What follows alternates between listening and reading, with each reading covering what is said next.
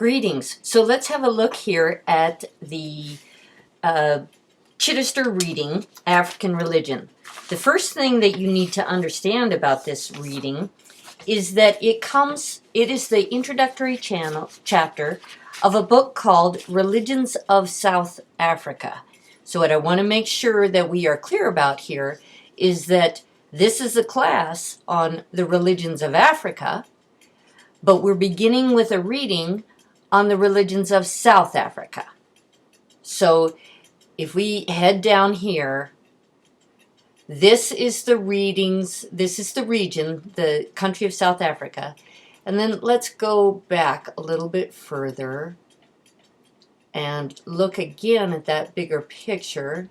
All right, Earth, come back.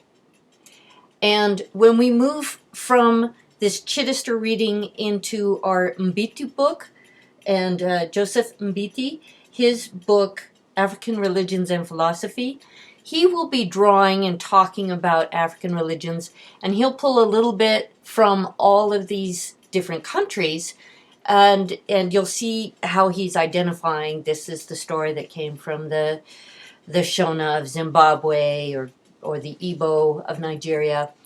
But for right now, I want you to understand what Chidester's doing.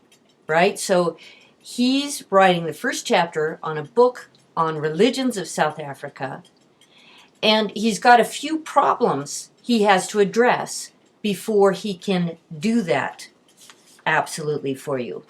So the first three problems are definitional problems. What do we mean by tradition? What do we mean by African? And what is the problem of tribalism?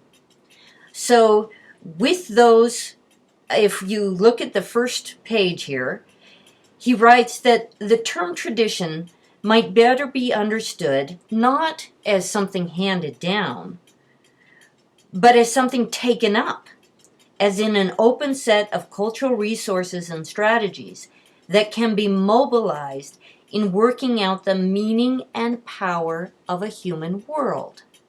So he wants to fight against the idea that tradition means the kind of frozen concrete into which people are born and it stays the same. And he wants instead to think about these little, if we recall the video we watched in week 1, recall the young children as they pick up on the rhythm of the town, and those young kids pick up a plastic jug, a tin can, and they pick up the art of working in a circle to build a polyrhythm. So if you think about it as that kind of, the agency is in humans who find something powerful or meaningful or effective, good for their sense of belonging, they pick those things up and work with them. The term tradition should not be used to obscure the dynamic, changing, and even inventive processes of religion in Africa. So when you're thinking about religious person as somebody who picks stuff up, then the idea that they are going to be inventive and that tradition develops and changes over time won't be a surprise to you. That cell phones are used by medicine men to relay information should not be a surprise to you, because you know that tradition is about the medicine man picking up that which helps him to perform his duties. So then he wants to look at the word African, and African referring to a geographical location, it raises questions about the relation between the general African and the particular, in this case, the South African. Is there a general African religion that can be discerned amidst the observable differences in the beliefs, practices, and social institutions of particular historical groupings in Africa? For instance, when we get to our reading of the novel, The Arrow of God, we're going to be in Nigeria. And Nigeria has basically 3 different traditions that are strongest in it, 3 different groupings of people that are strongest in it. And he's asking, is there any one African that you could say, like, what does that word mean?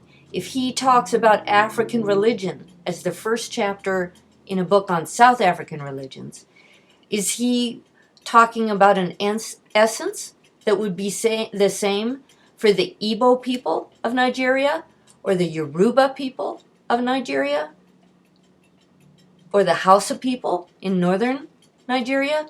So he wants us to be aware that there's a problem, as he puts it, the general and the particular in African religion. But he is going to manage to give us a framework that you could bring into any of these communities. That's why we use him. He is so good at the step back, that larger issue of what are the ways of approaching this material that will still be effective to you, no matter if the origin story is different, no matter if the power of the ancestors is different. Okay, so he doesn't want us, he says that the differences among the historical groupings of people in Africa have been distorted and reified. Now, those 2 words should send up signals in your head. It's not good academics if stuff is distorted. It's not good thinking if you're working with reified images. That means the images that have been turned into a kind of concrete stereotype. So there's a problem here, right, with this what does it mean to be African? Because what got reified is the idea that there are permanent tribal, ethnic, or racial groups. And the classification of these groups has been based on political alignments that emerged in the mid-19th century, right? We're talking 1800s, with Europeans colonizing the area. I can tell you, if you're coming into a new territory that's full of people, one of the first things you want to do is start coming up with names and labels that you can start hitting people with, because your desire is to control them.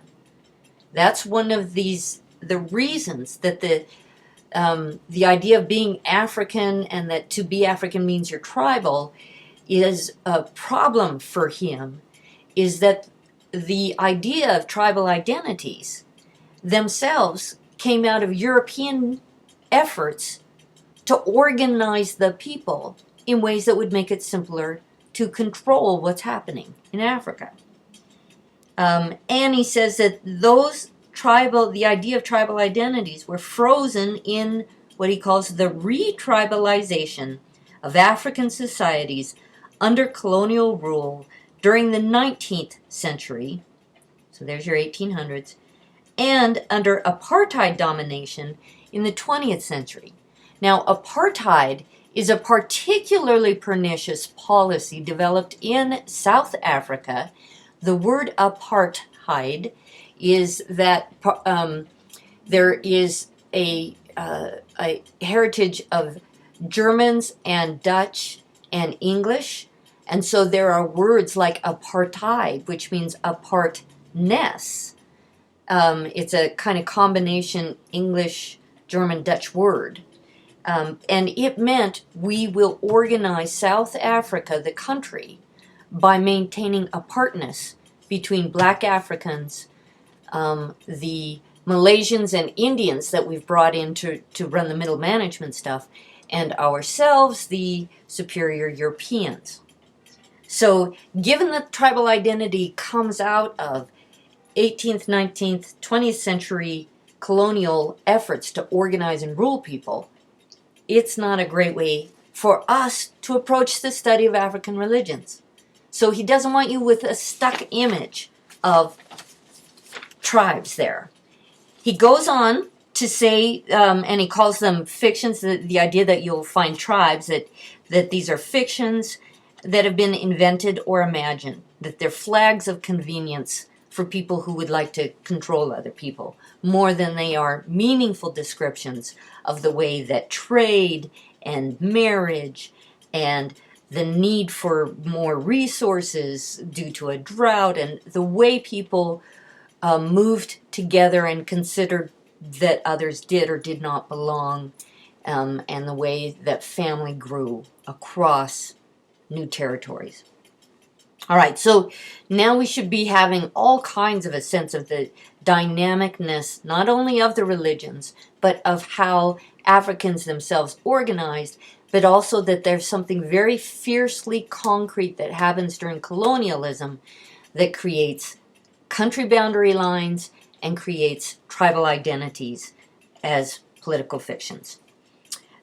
He goes on, I'm just going to finish up on page 2 and 3 here, to say that there are basically two in South Africa, basically two groupings, the Khoisan and the Bantu.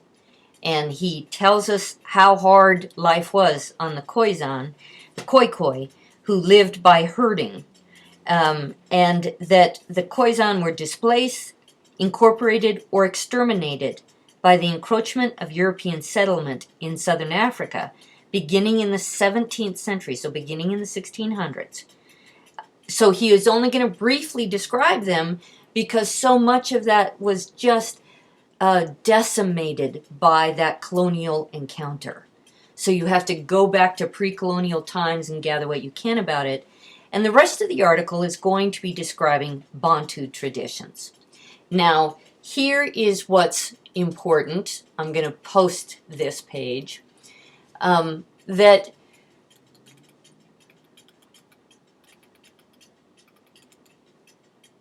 from pages, the bottom of page 3 through 6, he provides the idea of, let me inventory the religion. Then I'm going to say, oh, we got to break that down further into the symbolic maps that you can find at work, and that the child raised in this community is going to know that he's going to know the symbolic maps of where one can and can't go, what's powerful, what's good, what's bad. And then he moves as well from those symbolic maps. He says, but now what's really important here is let's watch how the spheres of power work on those maps. And then the rest of the article is really a greater expansion on the items from the inventory.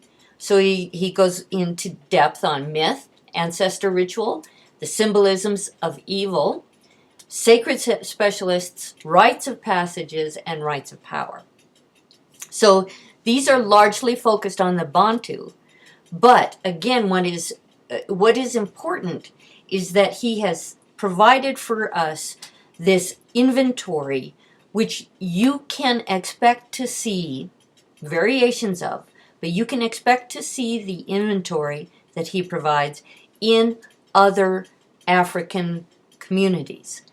And you can use this idea of symbolic maps to consider, so what is the navigation happening in this community?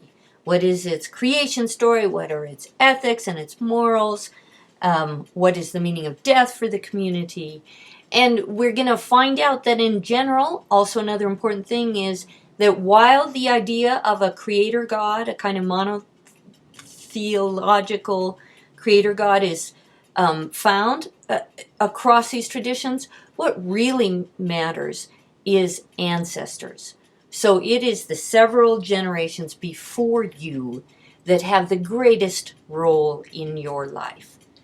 And so that's why his material on ancestor ritual, on symbolisms of evil, the sacred specialists, the rites of passage, the rites of power, will help us understand the rest.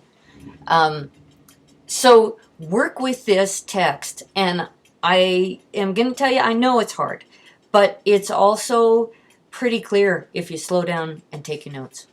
All right, good luck with it. Keep in touch.